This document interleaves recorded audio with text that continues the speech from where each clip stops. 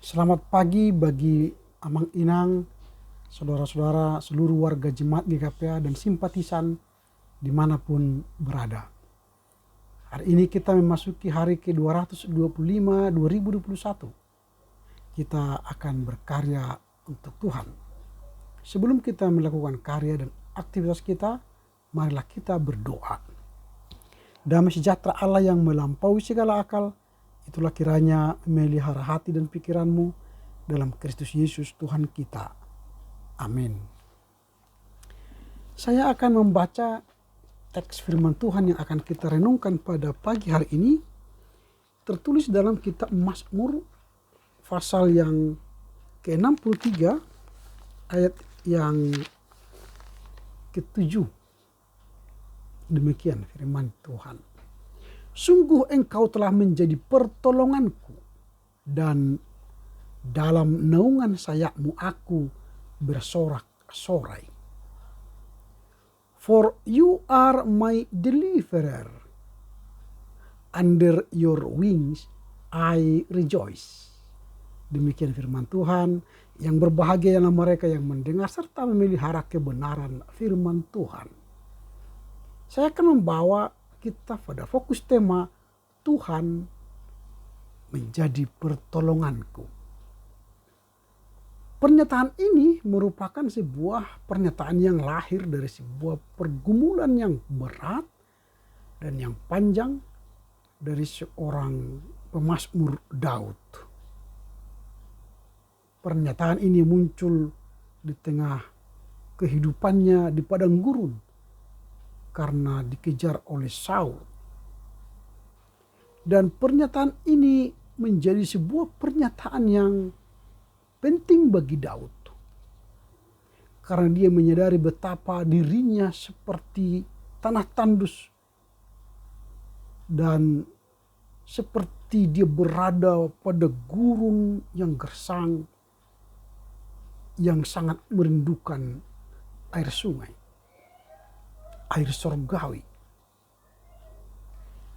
Itu mengapa Daud menulis bagaimana jiwanya haus dan tubuhnya rindu kepada Tuhan. Dalam kondisi yang sulit itu, Daud tetap memandang Tuhan dari tempatnya yang kudus. Ini yang menarik dari teks ini. Daud menunjukkan betapa dirinya gersang di padang gurun itu, sehingga jiwanya haus untuk bertemu dan memandang Tuhan di tempat kudusnya. Daud bisa saja mati di padang gurun yang gersang itu, atau ia bisa mati karena ditemukan oleh Saul. Tetapi satu hal yang membuat Daud dan diyakininya untuk menghadapi ketakutan yang besar itu, dia melihat kasih setia Tuhan lebih daripada hidup.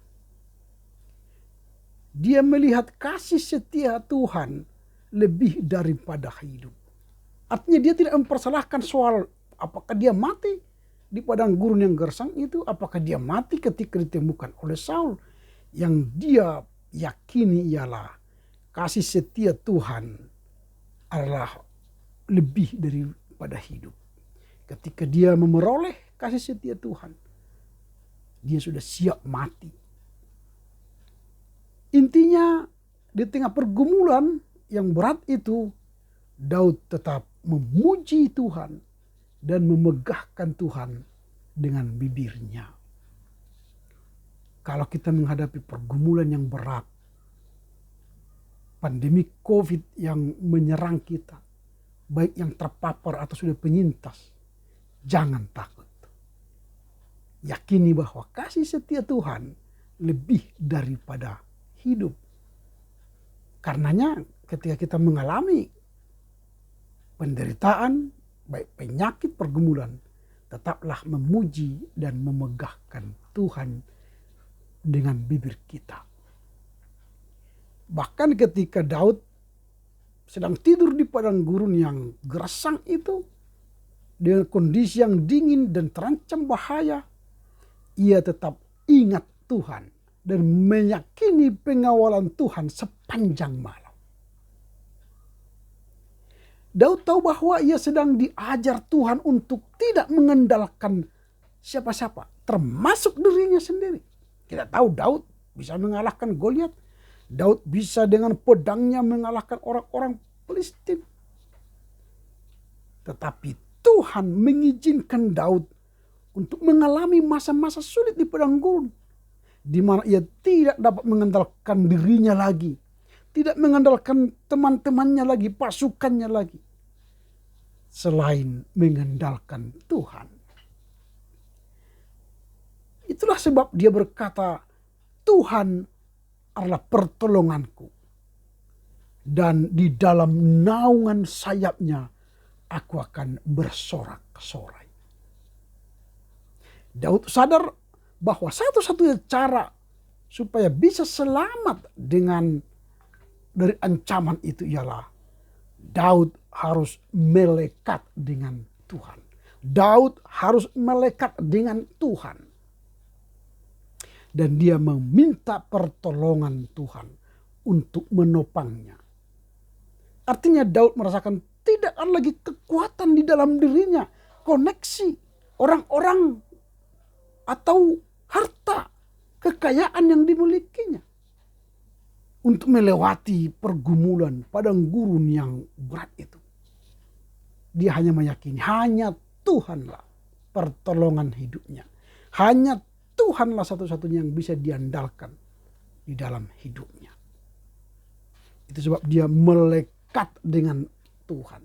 Melekat dengan Tuhan itu berlaku seumur hidup Daud.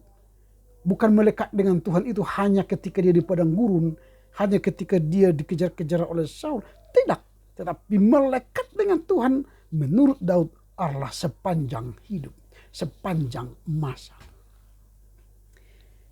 Kalau kita melekat dengan Tuhan, jangan hanya melekat pada masa-masa kritis, masa-masa sakit, masa-masa susah, tapi melekatlah dengan Tuhan sepanjang hidup kita. Pertanyaannya, mengapa Daud bisa berkata, sungguh engkau telah menjadi pertolonganku dan dalam naungan sayapmu aku bersorak-sorai? Jawabannya hanya sederhana, karena di masa sukar pun Daud menikmati Tuhan.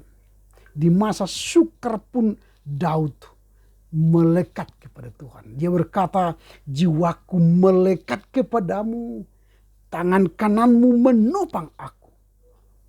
Bahkan dengan iman yang kokoh ia katakan, demikianlah aku memandang kepadamu di tempat kudus, sambil melihat kekuatan dan kemuliaanmu. So, kasih setiamu lebih baik daripada hidup. Bibirku akan memegahkan engkau. Itulah yang Daud lakukan saat ia mengalami pergumulan. Daud manusia biasa, sama seperti kita. Ada kadang kala dia kuat, tapi kadang kala dia lemah. Tetapi yang membuat dia bertahan hidup dalam menjalani derai penderitaan, pergumulan, dia hanya melekat kepada Tuhan. Mungkin kita bertanya, apa rahasia yang dibuat Daud sehingga dia bisa bertahan dalam penderitaan yang berat itu? Jawabannya sederhana, karena Daud menjadikan Tuhan sebagai tempat perlindungan, sebagai pertolongan, sebagai sumber pengharapan. Nah, Daud mengalami sendiri bahwa Tuhan menolong dia, membebaskan dia dari pergumulan itu. Dan itu sudah terbukti dan dia sudah buktikan itu. Sekarang siapa yang menjadi perlindungan kita? Siapa yang menjadi sumber pertolongan kita? Apakah orang tua kita? Apakah suami kita? Apakah istri kita? Apakah perusahaan kita? Apakah jabatan kita? Apakah keuangan kita? Harta kita? Atau relasi kita? Daud tidak menggunakan semuanya itu. Dia hanya mengatakan, Tuhanlah sumber pertolonganku. Berharap kepada manusia akan membuat kita kecewa. Bisa saja menyesal. Tapi berharap kepada Tuhan membuat kita kuat. Dia berkata, apabila aku ingat kepadamu tempat tidurku, merenungkan engkau sepanjang kawal malam, sungguh engkau telah menjadi pertolonganku dan dalam naungan sayapmu aku bersorak-sorai. Sejak dari muda Daud percaya bahwa satu-satunya pengharapan itu hanyalah Tuhan. Sejak muda. Jadi sekarang kita pun harus begitu. Kita harus mengandalkan Tuhan selama kita hidup. Kita harus mengambil sikap yang benar bahwa mengandalkan Tuhan adalah jalan terbaik. Kita mengandalkan Tuhan dan melakukan doa-doa yang benar kepada Tuhan. Kita berseru kepada Tuhan dikala kita tersesat, supaya Tuhan datang menolong kita. Sama seperti Daud berkata, tapi aku berdoa kepadamu ya Tuhan, pada waktu engkau berkenan, ya Allah. Demikianlah kasih setiamu yang besar. Jawablah aku dengan pertolonganmu yang setia. Dan apa yang terjadi? Tuhan mendengar permohonan Daud. Tuhan mengabulkan permohonan Daud. Karena itu, yakinkanlah diri kita untuk mengakui hanya Tuhanlah satu-satunya pertolongan kita. Dan kepadanyalah kita melekat sepanjang masa. Amin. Kita berdoa. Terima kasih Bapa. Firman-Mu telah kami dengar, mengajar kami untuk meyakinkan diri kami bahwa hanya Tuhanlah pertolongan kami. Kami harus melekat kepadamu di sepanjang pergumulan hidup kami. Sepanjang masa. Sehingga kami memperoleh kekuatan itu dari Tuhan. Bukan dari keluarga, harta dan jabatan kami. Tapi kami memperoleh kekuatan hanya dari Engkau saja. Mampukan kami memahami firman-Mu, melakukannya dalam kehidupan sehari-hari. Amin. Tuhan Yesus memberkati.